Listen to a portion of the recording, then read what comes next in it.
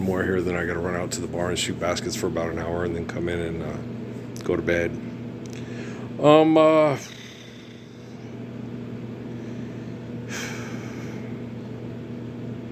it's discussed in a lot of the Gospels, especially in the Mormon documents when they talk about the Spirit of John diving down into the bowels of hell and retrieving the keys to the kingdom of heaven. And basically what they're talking about is where I was born and where they do genocidal military operations and have the best Wi-Fi to manipulate access communication to use lie to mass murder with threats of mass murder over money, as opposed to live the commands of Jesus Christ. So it's not real hard. So when you're in the and people, it's like, you say that, yeah, it's just literally like being born in Auschwitz, because my parents had to migrate here because Jesus had a job for me to do, because I'm the eternal spirit of Adam, Moses, Jesus, John, and I had to be right in the epicenter of it. And you have to love your enemy, right? And so it's horrible. And then all these people, all the murdering rotten Chinese and the murdering rotten Europeans, and so the bowels of hell. You pushed them here, and you pushed them to the brink of absolute genocidal insanity, dick measuring with you and fighting with you, and my seed's the greatest seed of all fuckers, of all seed fuckers. And so, yeah, hey, you invented Yodaheim, okay? don't, splinter in the plank, right? Okay? You either stand up for the Lord's Prayer and deliver yourself and your family from evil, or you don't, right? You either do or do not. There is no try. Come on, this goddamn puppet from Disney's streamed on Hulu Imagination's going to save us all. So says Sigourney Weaver. So says the woman who stops the aliens from getting in the guy's stomach. And hello, my baby. Hello, my honey. Hello, my ragtime gal. Baby, you send me a kiss by wire. Baby, my heart's on fire. If you refuse me, honey, you lose me. And you'll be left alone. Oh, baby, hang on and tell me I'm your own. Check, please. Right? I'm a mug. I'm my old best friend. What's your name? Barf. Chun Candy.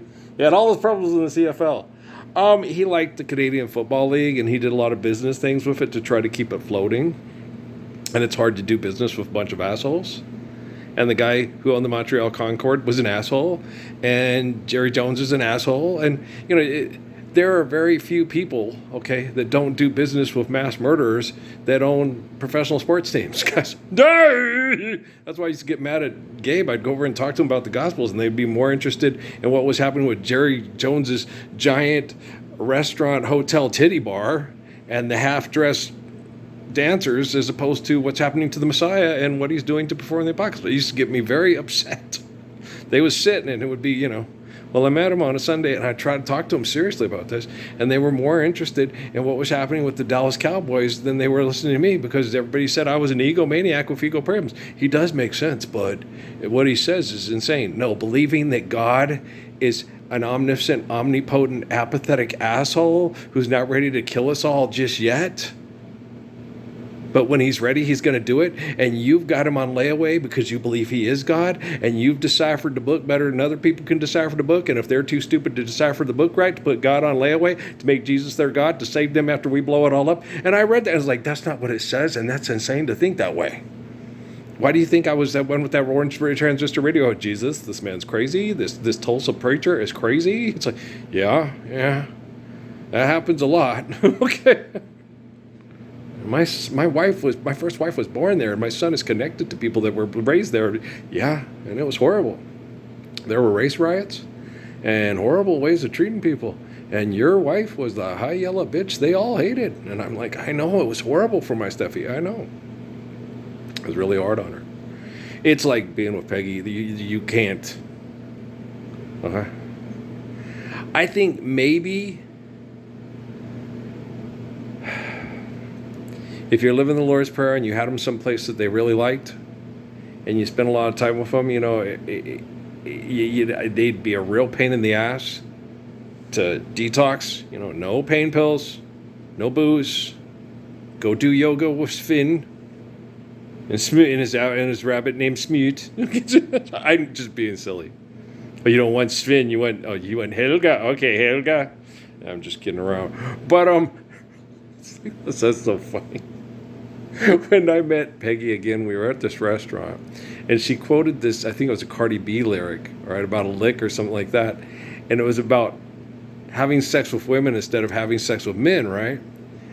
And Peggy was quoting that lyric to this lady she was talking to because she got it from her daughter Marley, who's lesbian, right? And she liked it, and so she used it all the time and would say that to people. I was like, I that's why I didn't want to ask her out. I was like, oh shit, there's Peggy, my old high school flame, and she's lesbian too, you know. That's what I thought, because that's what she told everybody, right? She didn't know. She was quoting the lyrics, thinking she was being hip, and her daughter gave it to her, and it's like, yeah, that means you'd rather lick a woman's coochie than get dick from a guy who's an asshole. That's what it means. Uh-huh. It's Cardi B. Yeah. Have you seen her Megan Thee Stallion videos? Okay, but you're like, yes. I tell the dick what to do. But when I want real sex, I get it from a woman. Because she gets me, right? And so you're explaining that to her, and she didn't get it. I tried to explain to her, but I didn't. I kept it to myself because I didn't want her mad at her daughter. But it was hilarious. Afterwards with Marley, when I met her, I was like, I get it. I understand why. Okay. I completely understand. All the stuff that happened with Amy and Steph and Natalie. And this place is hell on earth. They fuck with everybody. And the more close relationship you had with me, the more they fuck with you. To keep me unstable and to keep them unstable and to keep the Gospels on unstable ground. Okay. So you guys can all judge Peggy Malone Pettis and her family, you know. Leroy was, you know, he was a sweetheart. He was a lot like Shelby. And Shelby smoked pot and drank to survive hell. You know, and they gave Leroy bad drugs and it killed him. Clint did it. Because Leroy was the one that he was Peggy's protector. And Clint knew if he got rid of Leroy, then Peggy had to try to depend only on Clint. It's horrible. Yeah. That's how a lot of people work. I love people. My thing is, you know, like I used to say with Amy, you know, you don't have to stay, but please don't go. You know, look at the kids. They love us, you know, and they like us together. And, you know, I could tolerate it if you can, you know, I can forgive you if you can find a way to, you know, stop doing what you've been doing and think of the kids and before you think of yourself all the time, you know. And she just couldn't. And now, of course she could. I knew she would. Once we came back here and they kidnapped the kids and everything like that, I knew she'd get a relationship that she would be in for a long time because it'd be mutually beneficial and that the mutual beneficiality would be scientifically set up. And then if it falls apart, that's the scientist's issue, not mine. But my job is to protect people from abuse, especially the people that were part of my science project. And I'm not fucking Charlton Heston, and you're not. Yeah, so fucking assholes. Yeah, so so I know what I'm doing. Okay. I see why my family, you know, deifies the line of Jesus so much and loves him so much and how he's a perfect God and how amazing he is. I understand. No person in the world should have to be as perfect as me or Haile Selassie or Jesus or Moses or Daniel or Jesus. They shouldn't have to be this perfect. Nobody should be pushed to the limits that these assholes will try to push somebody to get them to lose it and deny their faith and then start trying to get technology to kill everybody that crossed them. No one should have to be as perfect as me. It's not right to do to a baby who is given life by the glory of God and torture that baby till they're 60 years old and say, how's your God helping you now? My faith in God is all that keeps me sane and rational, loving and perfect, like Job and Jonah and those before me. So what's your point? It's true. Oh, the other one when I said Cindy Crawford, it wasn't Cindy Crawford's house up in Taos, it was Julia Roberts, Eric Roberts' sister. Yeah, I was sitting there going, it's not Cindy Crawford. Cindy Crawford was the one that her assistant booked a flight with me and was real bitchy. Because I would joke around and they'd give me a name and I'd say like a celebrity's name with it. So with Crawford, it was Joan. You know, first name Joan. She goes, now Cindy. And I'm like, oh, okay. Oh, the model person. Yes, I'm her personal assistant. Like, oh, cool, okay. It must be a very interesting life. It must be interesting being a monster. Would you like a manicure? And I'm just sitting there, you know. So this lady was a total bitch. Okay. Her assistant, oh my gosh, she was horrid. She was terrible. I was like, God, this is one of my worst phone calls. Yeah, she was a mean, shitty person. Because I would always, joke with them, have a nice time. She's all, and then last name Crawford, first name Joan. She goes, no, Cindy. I'm like, oh, Cindy. Oh, you mean the model for? Yes, I'm her personal assistant. I've got things to do. I'm like, okay, girl, you go on with your bad self. Book him. You ain't casting a spell on me. No, even if you're in your brother, your highs, your something mini skirt and your brother's sloppy shirt, and something boots. I can't dig it. No, you ain't got soul. No, you're mean. She was mean. I was like, this bitch is mean. God dang. And the funny thing is, they're talking to the Messiah. And his life is the most studied and surveyed life in the history of the world. And they're being a complete shit. And nobody knows because they're Cindy Crawford's personal assistant. And we get what we want. We get it done quickly. Just do your job and shut up. All right, this nigga shut up. Master, I was sorry. I didn't mean to take up some of your time, Mr. Mom and Miss Ma'am with the business. Tell Miss Cindy we be okay on the plantation. We can have her mid julep when she comes down south, y'all. You hear?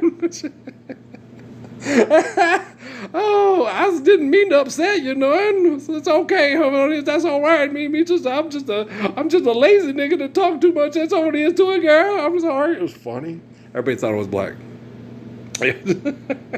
Shit was funny though. She was mean. I was like, that bitch is mean. I had to tell Cindy Crawford, your personal assistant is a rude bitch. Did you know that? You better know that. People think Cindy Crawford, she's a bitch. No, that was her personal assistant. No, and then later that week, this lady got this 8 by Manila envelope thing. Showed us all our pictures of Keanu Reeves. No, I talked to him, booked him. He booked his own flight. He's really sweet and he's really nice. And I said, oh my gosh, I love you so much. He said, well, okay, well, what's your call? I know you guys should go by call sites, right? He knew all about us. And because, well, I will send you a package then, So he sent her a package with all this little fan memorabilia stuff and everything for her, signed and little note and letter written for her and everything. Yeah, it was really sweet. Yeah, no, it was like, wow, that's so cool. This is Todd, man. Yeah. That middle dick we didn't kill him. Here he is, man. He's got 8 by 10 gloves. Yeah, he's cute. Ted's cute. Right, it was funny. We were like, okay. And Amy was all, Keanu Reeves is so nice. Yeah, it was hilarious. Yeah. Those were my only 2 brushes with fame. No, was there? Nah. I had a lot. Yeah, I talked to a lot of people. Talked to Mark Russo. And Andy Hurd. Who's Andy? Andy Hurd. For the longest time was the top scorer of Northern Arizona's basketball team. Yeah, man. Yeah. Okay. Andy was a good guy. Oh, I really liked him. We sat and talked about Harry and David and Jeff and David Allen, and a lot. I knew David. I met him, and so we had a good long conversation. And he talked about all the guys on the team, and we talked about and I was like, damn that coach fucking Kendall. I'd have loved playing with these guys. We'd have got along so great. I was so mad. That's how mad I was. That's where I wanted to go to school, and I would have been playing. They were like juniors. I would have been probably like a freshman. Oh, we'd won the Big Sky title either. Oh, we had taken out. We've been the first 16 seed to beat Duke. Oh yeah. We were the Big Sky champs. We probably would have ended up with Duke. I'm just kidding. But no, we would have been the first 16 seed to beat a 1 seed and then have the 1 seed slot all the way through to the championship. And then if they'd let us win, it'd been pretty hard. Like, Texas Western after they got past Seattle and then ended up on national TV against Kentucky. It'd been pretty hard. Yeah. You Turn Me Loose and I'm a Darling. They loved it. Oh, I've been all over the sports magazines and stuff. My dogs, we'd have had a great time. I'd still be hanging out with Harry and David and and the guys that played. Levon Davis, yeah, what's up, dog? What's up? What's up? Yeah. It would have totally changed Troy Bitten's life. Yeah. From Compton, it changed his entire life. He'd have been a completely different person. They all would have. I have that effect on people if I'm allowed to be me. If I'm not allowed to be me, everybody undermines me, and it makes, I get people going from, you're just, like my last call with Bob Cummins was, you just like want Barack Obama to be president because he's a black guy. I said, no, it's nothing to do with that. I didn't like Alan Keyes or those other guys, the West guy, no. I didn't like Jesse Jackson. I didn't want him to be president, no. I didn't trust him. You trusted Obama? Yeah, people tell me that you know the right things. Yes. Because everybody knows how much Earl loves Fred Hampton, Bobby Seals, Huey Newton, El Haj Malik El Shabazz. Okay, everybody knows this. Okay, everybody knows this. Jack and Bobby. I mean, everybody that was in the political arena trying to help people that were being oppressed and abused. Barack Obama, I liked. Okay. I knew he had to be politically correct about Malcolm and about Fred and all them, but he still broached the subjects and said, hey, that man did what he had to do to try to protect people that were being oppressed. And look, you put yourself in Fred's situation and see what you would have had to do to try to protect your family from being murdered. Either slowly by economic oppression or violently from the aggressive paid-off oppressors. That was the night Chicago truly died, was the night they killed Fred Hampton in that apartment complex. If people found out knowledge into history, it's like a chief out route, and nothing but a damn dollar bill. Uptown Saturday night, motherfucker. Okay. Boop, boop, boop, boop, boop, boop, boop, boop, boop, boop. That song, good God, that woman's voice. Yes. And she don't have an Ella Fitzgerald voice, but she has a voice that turns me on. Oh, yeah. Do it again? Oh, my gosh. No, I don't feel like a pervert for, oh, my gosh. It's like a tisket, a tasket, and yeah, both those women. Dang. Yeah. Okay. Earl, yes. Very attracted to Mavis Staples, and I was very attracted to Ella Fitzgerald. Yep. I like women that stand up to abuse and oppression and stand up to tribalism and say, I'm going to do what I feel is right, and what, I'm going to, I love Ella Fitzgerald. I like, and I like Nancy Wilson. I do. Yeah, she's a little bit more,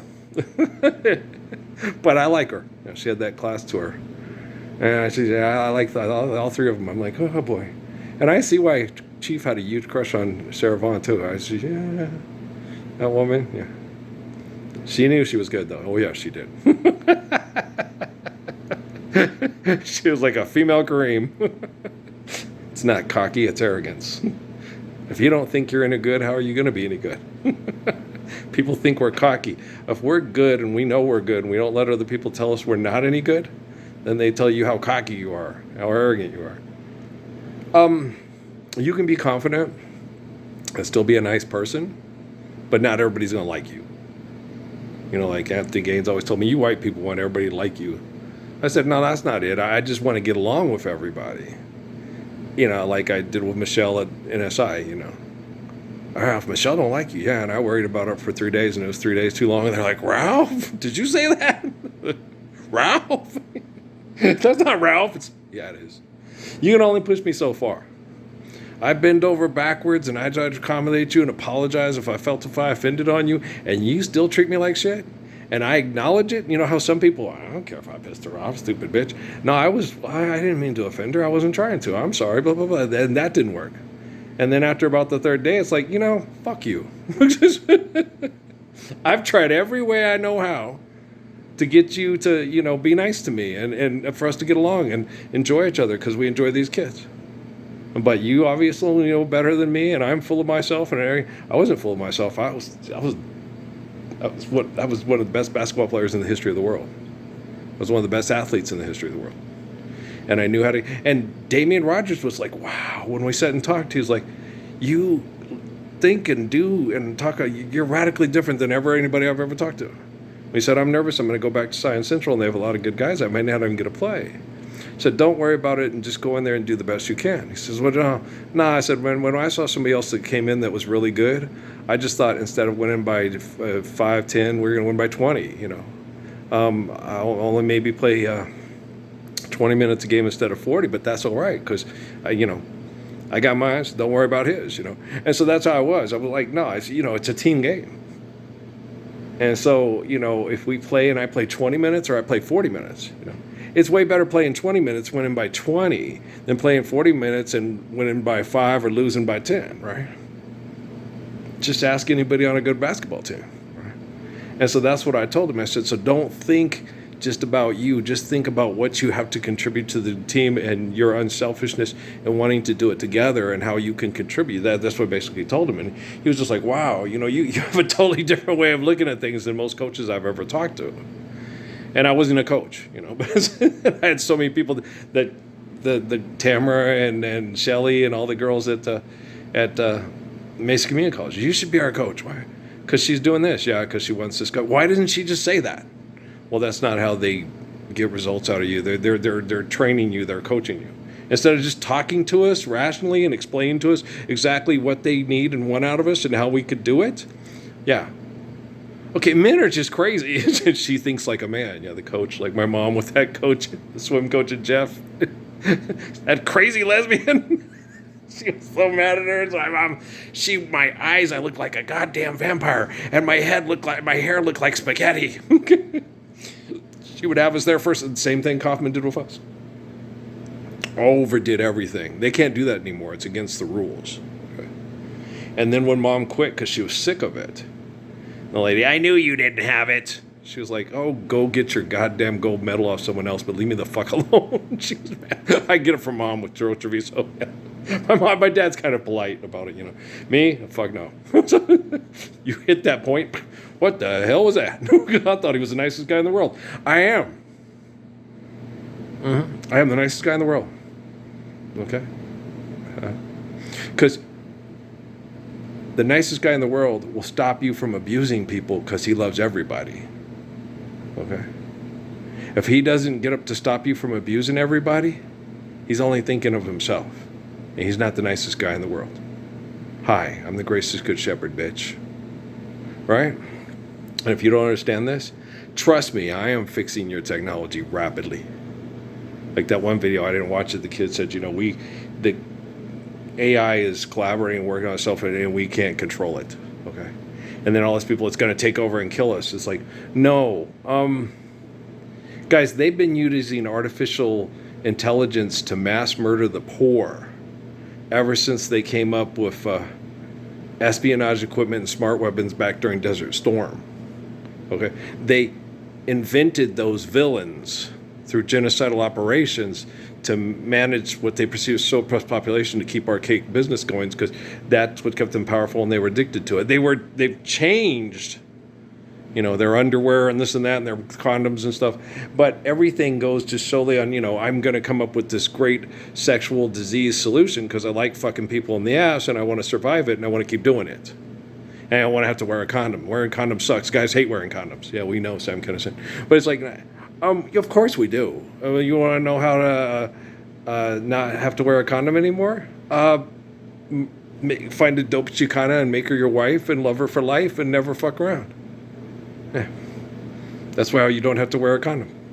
And manage your sexuality in a way, understand science, like it says in the Quran and other places, and understand science, not keep her barefoot and pregnant. And when we have more time for exercise and love, and it's hard if you got lots of time because you're not extorted, exploited, and you're like in the Garden of Eden, right?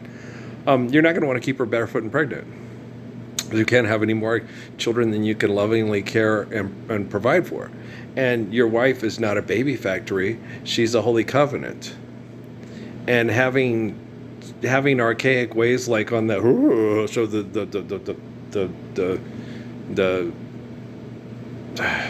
the name of that? The Tim Allen show with the girl from the two chicks with the I can't remember. I don't know. But she sits there and said we had lots of kids when we were, just so they would survive. You know, and it's funny, but it's not funny because it is true. They used to have lots of kids to survive genocide. And it's wrong. It's fundamentally wrong. And it's discussed in the Holy Quran, which was a long-ass time ago, Batman. You know, you need to find ways. The Hebrews had ways of using monitoring a woman's menstrual cycle to try not to keep her constantly pregnant and not tax her body and kill her early because you killed her with too much childbirth and you couldn't provide enough shelter and food, you know. And then when they got older, like the thing, well, and then they take them and then they have no immune system and they have no, and so they've worked on years and years of perfecting their egotistical sexual, and then they come up with drugs and things to, you know, to just what they perceive as enjoy sex. But you can't enjoy sex until you're applying the physics of the Lord's Prayer, sustaining it with the faith of Psalms, and sustaining the faith of Psalms and the wisdom of Proverbs, right? It's just, otherwise it's just meaningless. It's just fucking. And fucking sucks. Like Amy used to tell me all the time, sex is just sex. Not to me, it's not. No. When you're lying on my pillow, baby, above your pretty head, there's a halo. That's why I know heaven. I've always been that way since I could remember, you know. And it's like, well, I like doing fun things in bed that you don't tell other people, but you get to keep it to yourself with camera one and camera two. But I know for a fact that it wasn't like that when we first started, and it only changed like that because of all the assholes in the building that were judging our sexuality and making her uncomfortable with it because she didn't feel worthy, like Law said. It's like being married to Jesus, you know. And it's difficult. And the technology was in a way different place when me and Yolanda Denise Gillard were having sex in 1988. And me and Amy Suzanne Fabre were having sex in 1999. There's a lot scientific perverts can do with technology in 11 fucking years, asshole. Trust me. It's been, my whole life has been a, what's going on now? What the fuck was that? Then when we went to Sierra Vista in 2006, it was horrible. And then when I got that job at that Fry's, and they all came and started talking to me, and all I had to do was just talk to them. And then they just give me a little bit of information, and everything just went. It's like Chuck from that crazy-ass show that me and Amy used to watch. Only I didn't have a chip in my head. I am the Ark of the Covenant. I am a faithful beacon of communication for people that want to live the faith of Adam, Moses, David, Jesus, John forever and ever, amen. So when people invade my house, I don't know who they are. I don't want to see inside theirs. But when this thing that was happening, like with the Scientology stuff that happened in Santa Fe, they were in my house doing uncouth things, and I could see the uncouth things they were doing in their houses, and I felt like I was, okay, why am I seeing these sexual visions of Tom Cruise and Oprah Winfrey, and Oprah Winfrey's doing Pilates and she looks good. Okay, she looked damn good. I was feeling like I was some kind of nutty pervert. And no, it was the nutty perverts were in my house with their cameras, and I could see into their world the same way they could see into mine. That's why I had those uncomfortable moments with Natalie, and then had to talk to Amy about it. What the hell's going on here? They knew what military intel was doing. They just didn't stop them because their ego got in the way.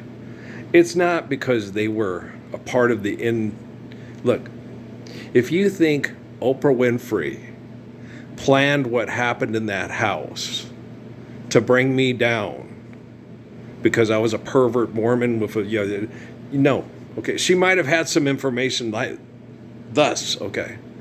But she didn't know that the main cog behind all the stuff that was happening was the Temple Set Illuminati and military intel presence that was in my house and in my family's house and in Amy's house before any of us were born. It's a dog could figure it out. Zeke could figure it out. Give the dog the bacon cheeseburger now. I don't give a damn if it's a Sabbath or not. And make sure you put garlic salt on the meat, or I'm going to look at you like you trying to kill me. Okay. I miss him. He was a sweetheart. It was hard. The only thing was, he could be a brat. Right? It was just the last 3 months were so hard and long and difficult. It was like taking care of mom with it was hard. But I wouldn't trade my experiences with Zeke for anything. I was just pissed because I thought, I should have a house and a home, a family, and everybody should be able to hear her and help him and love him and snuggle him. And, you know, of course, if I would have had a house with Amy and the kids, we probably would have taken them way before that and had them euthanized by the local drug dealers from the We5 and everybody. They're angels sent from God. Yeah, they had drugs that can make them just go. Yeah, and then if you don't like your husband, your ex-National Guard husband, you can put that in his pizza and get rid of him too. Do you have a good insurance policy? And then they found out she put it in there. Yeah. She had put down how many dogs that were dying, our best friend, and then she used that on her baby's daddy. Yeah, doink doink. Sexual victims unit. Yeah, you all are. You a Gemini man waiting to happen? Don't do it, right? Just forgive, dead, and trespass, love, honor, unfaithful peace. Don't worry about what they did with science projects, what they are doing with science projects, and what they plan on doing with science projects. Pick up the science project and say, hey, like, share, and subscribe. It'll help us all eternally. And if you don't do that, then you're a murdering pervert who works at White Sands. You ain't worth a shit. Jesus is not your best friend, and he never will be. Assalamu alaikum. Now you're supposed to say, wa alaikum salam. Peace be with you, and also with you. Right? So let's live the Lord's Prayer together today. Okay? You mean to tell me there's no one at Fort Huachuca, Fort Bliss, or White Sands that can trend these videos in this YouTube page overnight? So your technology is that fucked up. Your technology is the worst problem you have. That's not true. You invented it. The worst problem you have is your solitary confinement right here. Okay? Find a way. If you can't find a way, is this how you want your pages in history to go down? That everybody has on a quantum computer to learn like the chunk of wood on Dad's wall over there? Not everyone's completely worthless, but they can always serve as a bad example. Is this the way you wanted to be remembered eternally? Is a really bad comic book sequel that just wouldn't stop fucking everybody for money? You sure about that? Okay. I am certain that once we are living the Lord's Prayer worldwide, it'll have radical effects on carbon-based symbiotic life forms throughout the galaxy. I'm certain. Okay, guys, I love you. Peace out, man.